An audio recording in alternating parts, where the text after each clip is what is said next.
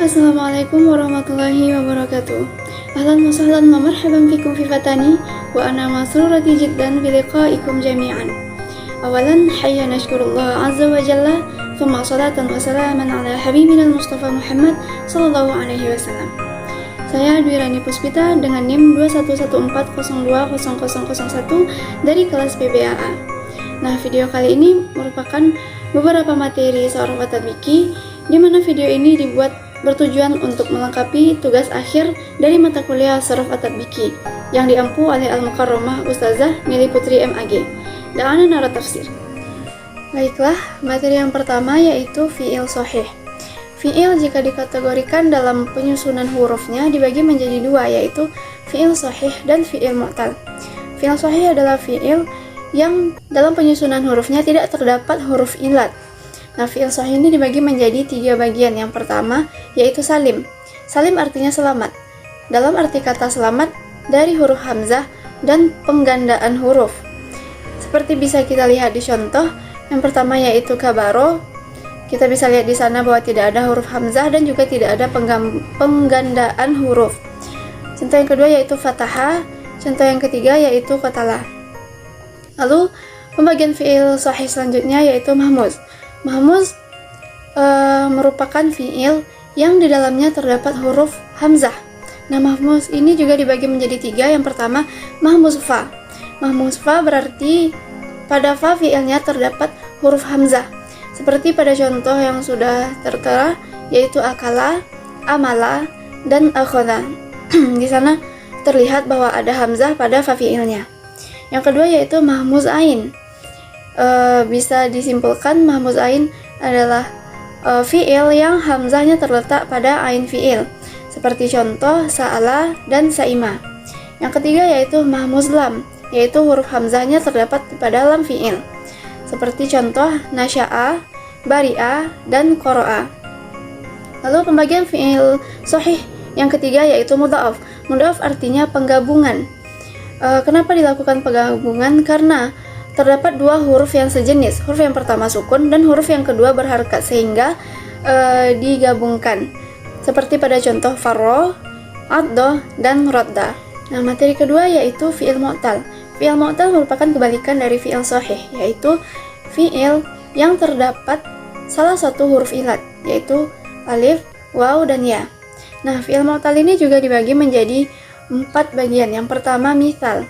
Misal adalah fi'il yang huruf ilatnya terdapat pada fa fi'il. Contohnya yasaro dan wajila. Nah, di sana kita bisa melihat bahwa pada fa fi'ilnya terdapat huruf ilat yaitu ya dan waw. Pembagian yang kedua yaitu ajwaf. Ajwaf adalah fi'il yang huruf ilatnya terdapat pada ain fi'il. Contohnya toba dan saro. Di sana bisa kita lihat pada ain fi'ilnya yaitu terdapat huruf alif. Nah, pembagian yang ketiga yaitu nakis. Nakis adalah fi'il yang huruf ilatnya terdapat pada lam fi'il. Bisa kita lihat pada contoh yaitu laqo dan ghoza. Nah, pembagian fi'il mu'tal yang terakhir yaitu lafif. Lafif merupakan fi'il yang mencakup dua huruf ilat sekaligus. Lafif ini juga dibagi menjadi dua. Yang pertama lafif makrun, yaitu huruf ilatnya berdekatan. Artinya huruf ilatnya terdapat pada ain fi'il dan lam fi'il. Bisa kita lihat pada contoh yaitu syawa dan rawa. Yang kedua yaitu lafif mafruk. Lafif mafruk merupakan fi'il yang huruf ilatnya terpisah. Huruf ilat yang pertama terdapat pada fa fi'il, huruf ilat yang kedua terdapat pada lam fi'il. Bisa kita lihat juga pada contoh yaitu waqo dan wajiyah. Nah, materi ketiga yaitu tentang isim fa'il dan isim maf'ul. Isim fa'il adalah isim yang menunjukkan seseorang yang menyebabkan pekerjaan itu terjadi. Sementara isim maf'ul adalah isim yang menunjukkan akibat dari perbuatan si pelaku. Nah, untuk wazan isim fa'il ini pada sulasi mujarad hanya ada satu, yaitu setimbangan dengan fa'ilun. Bisa kita lihat pada contoh seperti pada kata nasoro, maka isim fa'ilnya adalah nasirun. Dan pada kata qatala, maka isim fa'ilnya adalah qatilun. Dan pada kata fataha, isim fa'ilnya adalah fatihun. Nah, untuk fi'il mazid, isim fa'il ini memiliki kaidah tertentu, yaitu diambil dari fi'il mudhari', lalu huruf mudharaahnya dihapuskan, diganti dengan mim madmumah atau mim yang didomahkan, lalu dikasrahkan huruf sebelum akhir atau dikasrahkan ain fiilnya. Kita contohkan ke kata akroma yukrimu, maka isim fa'ilnya adalah mukrimun. Pada kata inkasaro yankasiru, maka isim fa'ilnya adalah munkasirun. Dan pada kata istakhroja, maka isim fa'ilnya adalah mustakhrijun. Dan wazan untuk isim maf'ul pada sulasi mujarad hanya terdapat satu wazan, yaitu maf'ulun. Kita berikan lagi contoh kata nasoro, maka isim maf'ulnya adalah mansurun. Dan pada kata qatala, isim maf'ulnya adalah maqtulun. Dan pada kata fataha, isim maf'ulnya adalah maftuhun. Nah, untuk kaidah fi'il mazid tidak jauh berbeda dari isim fa'il tadi. Juga sama-sama diambil dari fi'il mudhari', lalu huruf mudharaahnya dihapuskan, digantikan dengan mim mudharaah, dan huruf sebelum akhirnya difatahkan. Perbedaannya dengan isim fa'il tadi, jika isim fa'il huruf sebelum akhirnya dikasrahkan, pada isim maf'ul huruf sebelum akhirnya difatahkan. Kita ambil lagi contoh. Pada kata akroma yukrimu, maka isim maf'ulnya adalah mukromun. Pada kata inkasaro yankasiru, isim maf'ulnya adalah munkasarun. Dan pada kata istakhroja yastakhriju, isim maf'ulnya adalah mustakhrojun. Nah, materi selanjutnya yaitu tentang isim tafdil. Isim tafdil adalah kata benda yang mengikuti pola fi'il.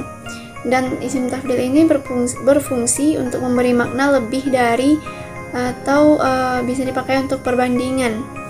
Seperti bisa kita contohkan lebih tinggi atau lebih besar dan sebagainya. Nah, untuk isim tafdil ini ada beberapa ketentuan. Yang pertama yaitu nakirah dan tidak mudhaf. Nah, bisa kita lihat pada contoh yaitu huwa hadza syari' awsa' min dzalik. Nah, itu arti dari kata tersebut adalah jalan ini lebih besar dari jalan itu. Nah, isim tafdil pada contoh tersebut adalah awsa'. Untuk ketentuan nakirah dan tidak mudhaf ini harus disertai min setelah isim tafdil. Nah, di situ bisa kita lihat ada huruf min sesudah kata awsa'. Ketentuan yang kedua yaitu nakirah yang mudhaf. Bisa kita lihat contoh huwa ahsanu talibun fil ma'had. Maka kata isim tafdil pada contoh tersebut adalah ahsanu, dan dia mudhaf kepada kata-kata sesudahnya yaitu talibun. Nah, ketentuan yang ketiga yaitu nakirah dan mudhaf kepada ma'rifah.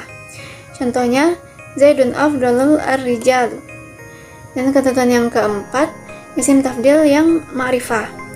Bisa kita lihat juga di contoh Zaidun al-afdalu khalqan.